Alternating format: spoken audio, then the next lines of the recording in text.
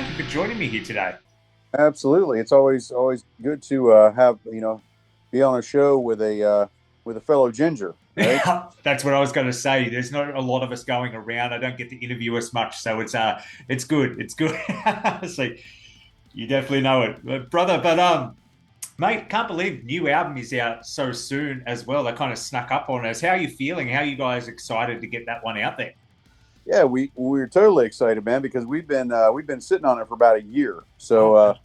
yeah, so we would have been out sooner, but our labels merged and things like that, and so we became fish in a bit of a larger pond, So we had to kind of wait our turn. So which we understand. We get how the business works, man. You got to spread it out and everything, fill out your calendar year with releases and all that. So we get that. So it was not a problem at all. It just we already had it done, and we were really excited for people to hear it, and so we had to sit on it for a while. But we're really happy it's.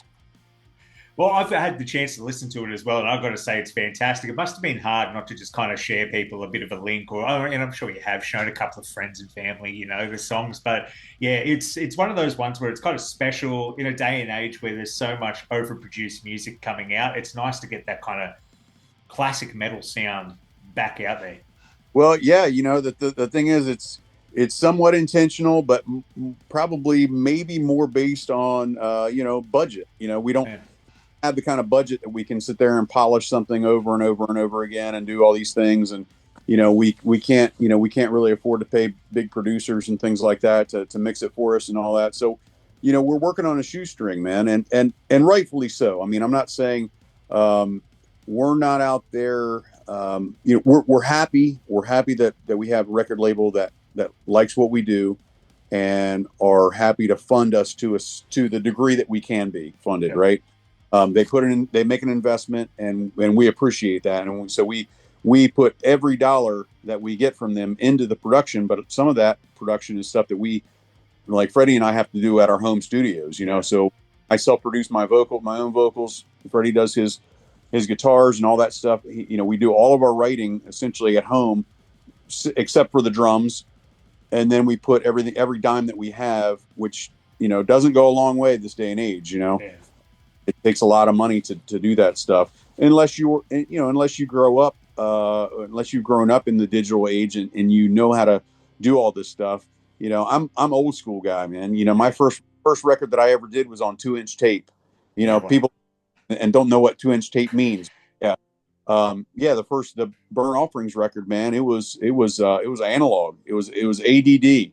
Now everything is digital. I mean, some people go digital and then they put it on the analog and then they bring it back to digital or whatever to play around and mess with tones and make a warmer sound. But I mean, in a way, when you're doing records, and that's why people love vinyl so much now, because you're essentially you're going from digital to back to analog with the record, so you're Yeah. getting that warm analog sound, right? But back in my day, man, it was analog across the board almost until you got to a certain point, and then maybe you did some digital stuff at the end. But anyway, so I mean, I only know that kind of lingo because I have been in the studio enough to do enough records, but I still don't know. It's still like magic to me. You know what I mean? Yeah. Producers that do the stuff, and I've worked with a lot of fantastic producers, man. Um, Jim and Tom Morris included, and then Jacob Hansen, guys that have done wonderful things for stuff that I've worked on. So I'm totally impressed with those guys. And I have no trouble telling them how impressed I am with them. But I'm not that guy. So when I'm here at my home studio, I'm pretty much just cranking out tracks, man. I'm doing what I can, and then I pass it on to the next guy to do their magic with it. Sprinkle the monkey dust on it, as Jim would say. But yeah, so we work hard, man. We work really hard to make that dollar stretch as much as we can. But at the end of the day, yeah. So we're going to have some of that is just going to be, so that rawness that you're talking about is Yeah. is part of it is just us being raw, because we're not technical geeks and we can't make everything polished. But also we like that sound because that's the sound that we grew up on. I mean, Yeah. and of course that's dating us, but I always tell people, one of the things before I even joined Iced Earth, man, I was in I was in like a thrashy, like a Bay Area type thrash band with my brother, and that's the kind of stuff that we liked, and that's what we did. We were inspired a little bit. Obviously, almost everybody in my generation was inspired a little bit by Iron Maiden and things like that, or even some German, some earlier German metal. I know Destruction. My brother was a huge Destruction and Creator fan, and Yeah. so less than that. But that was again that raw feel, man. Those types of bands, man, just produce that rawness, and we dig that. That's what we're about.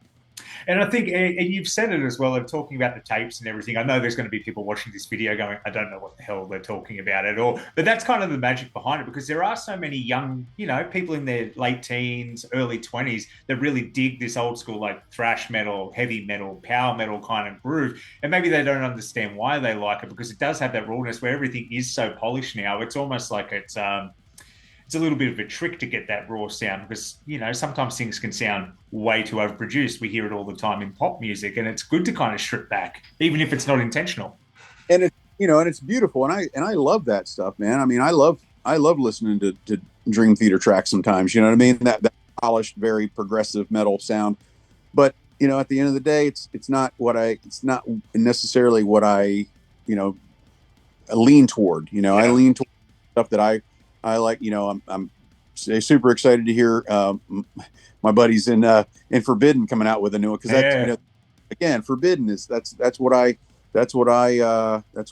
grew up listening to, or not grew up not necessarily with Forbidden, but certainly that 80s, early 80s, into the later 80s stuff, man. That's that's what I that's what I was about. That was my era. So Yeah. I can't really escape that, and I think that we all kind of get into that. We get those ear when that's our most impressionable time, I think, for music. So that's whatever you're exposed to at those particular times in your life, that tends to be what you sort of lean to, I think. So Yeah, and it's fair to say music's the same. Movies, comics, video games, it's all the same. When there's that certain magic point in your life that if you discover something that kind of sticks with you all your life, you can grow and expand, but you always come back to that core. I find myself always coming back to that core as well, which was amazing when I heard these new songs, especially the one about Ghost Rider. Got to say, love that you've kind of done that as well. What kind of drove you to do that? Because he's one of the coolest looking kind of characters, but he always goes by the wayside. I don't know if that's because the Nicolas Cage movies didn't do as well as they wanted to, or what. But I don't know. I kind of miss it. maybe, man. I think now, I think and actually, as far as so I mean, the Cage movies. I mean, one of the reasons that we did this is because Freddie's a huge Nicolas Cage fan. Yeah. So he was like, "Hey, man, we're always doing these comic book characters. We got to do this." And I was right in line with that, because almost all of the Marvel Knights now have been represented. In our Mm. so we started out with the first record. We did a tribute to the Punisher. We've done a tribute to Blade. So like we're getting all of our characters in there, and we tend to I tend to sort of obviously with Spawn and stuff like that. I tend to lean a little bit into the darker characters, but it is what it is, man. I'm a comic nerd, and I'm proud of it. So I'm gonna pay tribute. So, but yeah, that's really Freddie was the one. He's like, we got to do Ghost Rider this record, and so I'm like, cool, man. I'm down with it. I've been wanting to do it, but it's just we got all these characters to do, and we'll continue to do it. I guarantee it. Somebody on another interview asked me, like characters that I like, and I like I said, I do tend to lean towards the darker ones. I'm really a big fan of. I don't know if you're familiar with the DC character Etrigan. He was a demon. No, actually, no. There you go. Yeah, That's a that's bit of a deep pretty cut. cool, man. Yeah. And the cool thing about Etrigan, he rhymes. Like everything that he says is a rhyme, so it should be easy to write lyrics, right? Uh, and he's got this really cool little thing that he does, before he becomes Etrigan. So it's just cool shit. But nerding out a little bit. And Uh, that's all right, mate. I've got a blade tattoo. I keep forgetting when you mentioned blade. I was like, oh yeah, that's right. I've got a blade tattoo on my back because I can't see it. I forget it's there. right, right. Yeah. That's a weird thing about the back tats, man. You forget that they're even like looking at yourself in the back. But yeah, huge Blade fan, man. I was so totally stoked when Wesley Snipes' Blade first Oh, came, yeah. because I was a fan since I was a kid, man. I remember going to there's this place down the road a bit from where I live, and it was like a hardware slash whatever store, and they had those caddies with the comic Yeah. book. Remember the turnaround comic book caddies Yep. in the store? And I remember Tomb of Dracula was when Blade first appeared. That was his first ever appearance, because that was at the time Dracula comics were big. All Mm. horror big back in the early '70s. And I remember seeing Blade, and that was cool as hell. And the cool thing is, one of the things I remember, how he's got like everything is silver now. He's got the silver knives and blood. Well, he had like wooden stakes and all that. Yeah. Back that was in the '70s. Everybody equated killing vampires with a wooden stake. It would only sort of evolve through the '80s and all that with the silver, because silver used to be equated to killing a vampire or killing a werewolf. Werewolf. Yeah. So anyway, it's cool how things morph and change and all that in the lure. But yeah, I remember Blade and loving that character so much. And probably the reason that I loved him so much was because I was petrified of vampires when I was a kid. Because I'd watch the old Peter Cushing and Christopher Lee, Oh yeah. Yeah. back in those are the classics that I grew up on. And I was petrified, but man, I was still fascinated, and I still am fascinated with vampires. But I love Blade because he was a cool dude. I think he rode the motorcycle at that time and had the glasses, and he killed vampires. And I just thought it was so cool that he was like a half human, half vampire. Super cool stuff. And yeah, so again, nerding out. Sorry, man. No, no, don't. Like, I just said I have a Blade tattoo. You really think I hate this conversation? I think this is great. Yeah. So anyway, nerd central. But yeah, I always loved the character, and so I was really happy about doing that on the last record. And so we'll continue to do that, I'm sure. Pay tribute. I don't think that we'll ever do like a whole thing of whatever. But as long as we do it in small doses, maybe hopefully DC and Marvel don't try to sue us or anything like that. Um, it's totally tribute. And like I said, I can show the books and show that I don't make any money off this stuff, man. I do it totally for the love of the music. So, and love of, those characters, things that inspire me. So, yep. Anyway, that's it on the comic nerd thing. No, that's great. I love that too, because it's one of those things, because that kind of tied into the question that how do you keep kind of like the passion alive to keep doing music after this? But here you describe your love for comics. I can see you're just a passionate individual. So I think it just goes hand in hand. Yeah, it is, man. And for me, music is very cathartic, Mm. for what, because my career, I'm a police officer. So for my career, it's sort of very cathartic for me to go out and release, those things and get the demons out, in music, instead of, harboring that stuff. And so I have a really good time. That's my zen, in my Yeah. studio working on music. So. And I think it shows through your lyrics and the passion, because I've got to say, my favorite Iced Earth album of all time, and the one I've held on to all these years, was Horror Show. I just loved that whole thing, Dracula, Damien, just everything that went through that. And it's such a blast, because that record now is getting up to 25 years old, like next year. That's kind of crazy to think about too. Your voice has not aged. Like, there's so many people's voice has aged over time, but it's almost like a time capsule whenever I hear you release anything new. Is any secret to that, or do you just feel like you're just lucky? Well, I mean, in a way. So, I mean, I'm not going to say that my voice has not aged. I think it has, and I certainly feel it in like recovery time. The benefit that I have with self-producing my stuff and being able to do it in my home studio, if I'm having a bad day, I can just not sing, and I can go in, relax, and then go back out on a better day. And I know it's not that easy for folks that are out there touring all the time or doing whatever. It's a lot harder. And because I remember back in the day, well, Dark Saga, Something Wicked This Way Comes, those records, like I was doing the entire record in a week, in the studio. And it was like, but I was younger, I was younger. I could recover, I drink some tea and, do whatever, gargle and all that. And I would recover, and we would be able to do the entire record. But it was, take after take after take after take. I don't have to do that anymore. So that's to my benefit. I can go out there, and if I'm not feeling it, if it's like not hitting, if it's not working, then I'll just go, okay, today's not the day. I'll come back and do it again, or I'll work on something here. If my voice is a little gruffer or rougher or whatever, I'll do that part, because I'm like, well, I kind of want my voice to sound a little gruffer here anyway. I'm gonna turn up the mic a little bit, get a little closer to it, get that kind of cool, gurgly gargle sound in my whatever.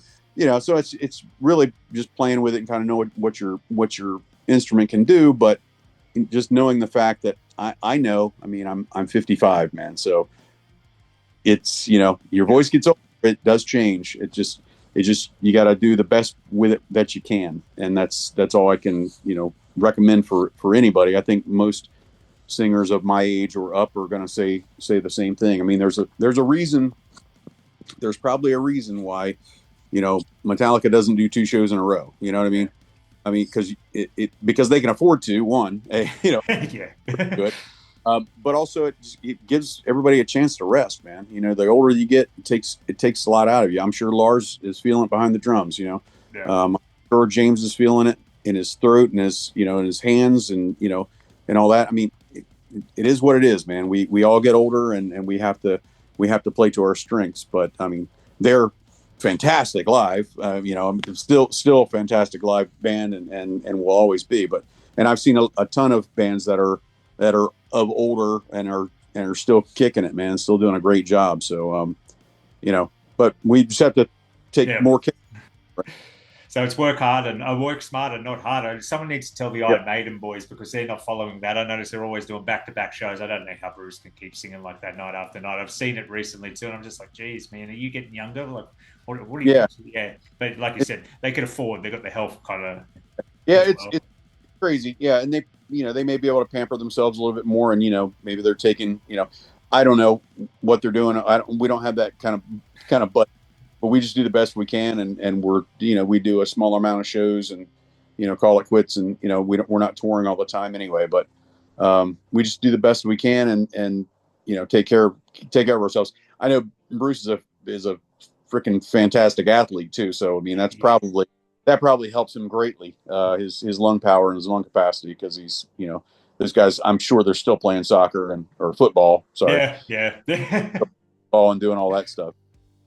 No, well, mate, I know I've got to let you go soon, but I can't let you go without asking you this because I was surprised when I saw it and I thought, oh, maybe that's just a coincidence because I'm a big Elton John fan.